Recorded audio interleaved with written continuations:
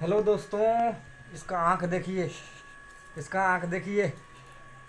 देखिए अभी ये सो के उठा है। देखिए अंगड़ाई ले रहा है। देखिए देख सकते हैं आप लोग हमारे ब्लॉग में।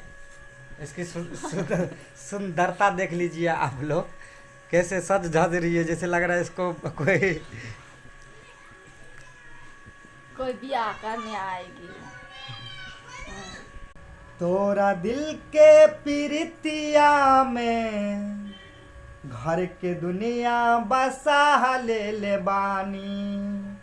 तोरा दिल के प्रीतिया में घर के दुनिया बसा ले बानी।